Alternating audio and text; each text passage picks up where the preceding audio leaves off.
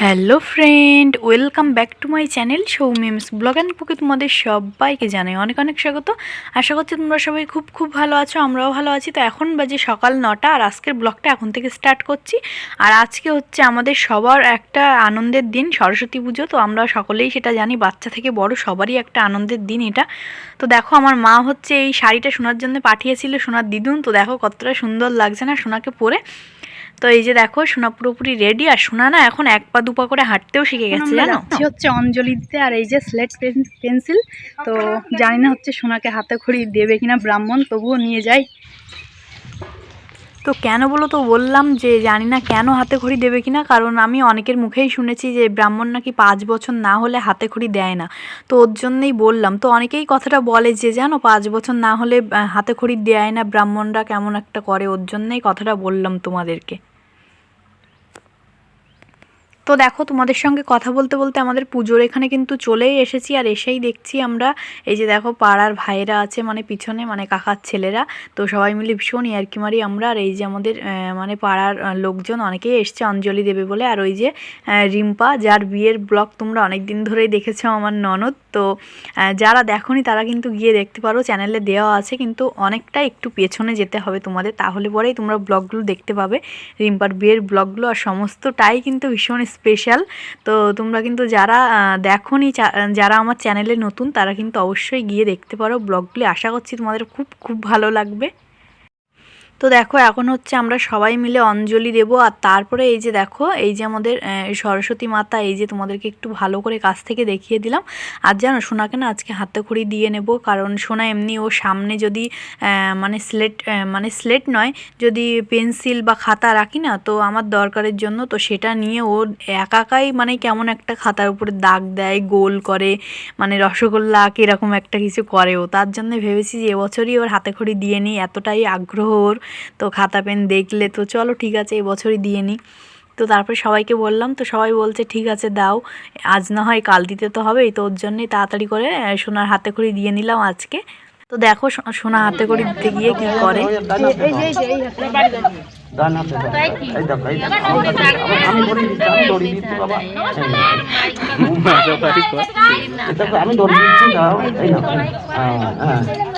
তোমার নাম কি বলো? সৌমি মণ্ডল। বাচ্চারা বাচ্চারা মানে বাচ্চারা বলে একটা অলি কি বলো দেখি বলো।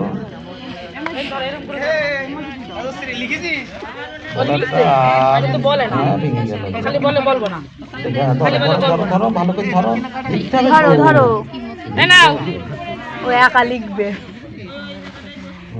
বলো, হ্যাঁ থাক, ওইটা বাহাতে ধরো। বলে কোথা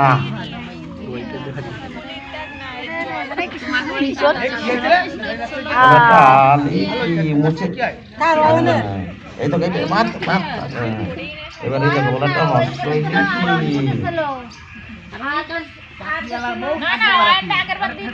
দেখো কি লিখছো তুমি, দেখো তো।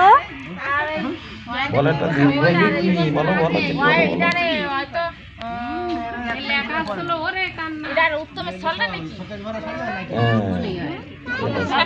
মা সরস্বতীর কাছে প্রণাম করো। বলো মা সরস্বতী আমার বিদ্যা বুদ্ধি দাও, অর্জন করো। নমো নমো করো, নমো করো। হাত করেই আছে।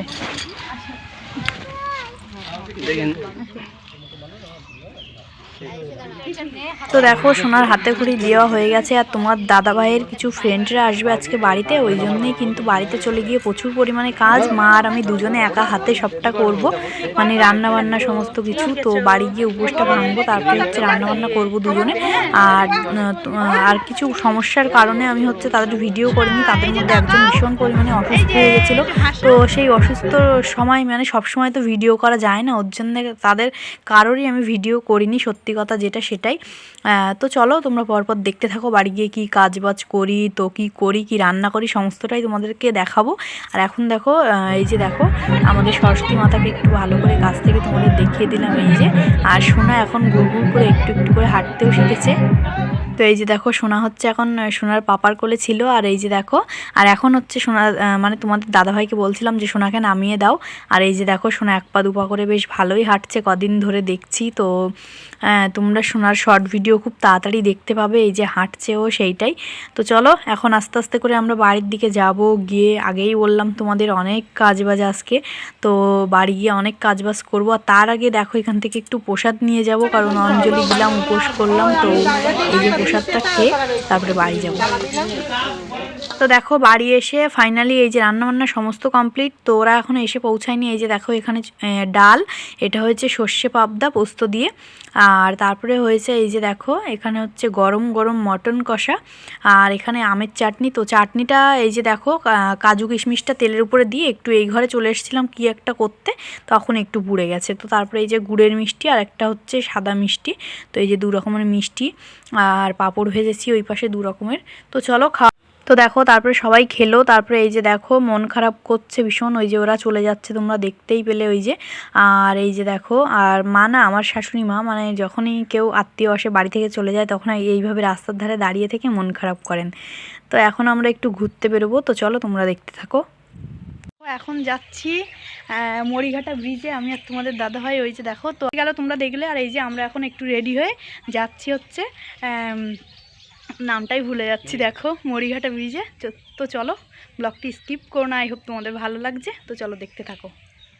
তো দেখো আমরা মোটামুটি মরিঘাটার ব্রিজের আশপাশ চলে এসেছি, আর তোমরা দেখতেই পাচ্ছ মানে এতটা ভিড় আজকে মরিঘাটা ব্রিজের উপরে। ভেবেছিলাম কিছু শর্ট ভিডিও করতে ওখানে যাব, কিন্তু বিশ্বাস করো মানে এত লোকজনের মানে চাপ। তো সেখানে মানে এই মরিঘাটা ব্রিজে গিয়ে তো নেটওয়ার্কের এত প্রবলেম হচ্ছিল, নেট চলছিলই না একদম।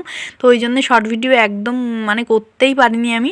তো এখানে এই যে দেখো প্রচুর পরিমাণে লোক, মনে হয় 200-300 লোক, সরি 2-3 হাজার লোক একভাবে যাওয়া আসা করছিল। আর ব্রিজটা যে কতটা বড়, তো এর আগের ব্লগে হয়তো কেউ কেউ দেখেছো যে এই মরিঘাটা ব্রিজটা কতটা বড়। আর তোমরা এই মরিঘাটা ব্রিজের আশপাশে যাদের বাড়ি তারা তো অবশ্যই জানো, যারা ব্লগটা দেখতেই পাচ্ছ।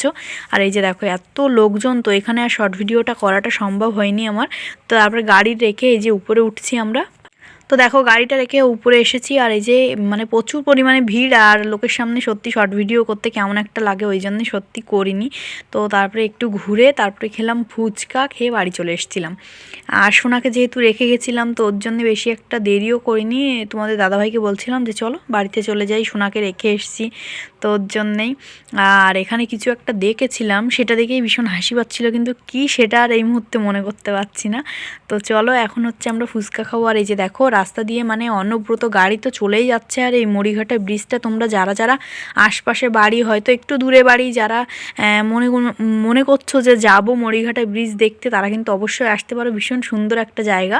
তো তারপরে এই যে দেখো আমরা হচ্ছে এখন ফুচকার দোকানে চলে এসেছি, ফুচকা খাচ্ছি। আর এই মরিঘাটা ব্রিজটা আমাদের বাড়ি থেকে ওই 3-4 কিলোমিটার মতো হবে। তো এই যে দেখো এই যে মরিঘাটা ব্রিজে চলে এসেছি, আর এখন খাচ্ছি ফুচকা। আর এই যে দেখো এখন চলে যাব বাড়ির দিকটায়, আর বেশি দেরি করবো না। এই যে দেখো সন্ধে সন্ধে হয়ে এসছে।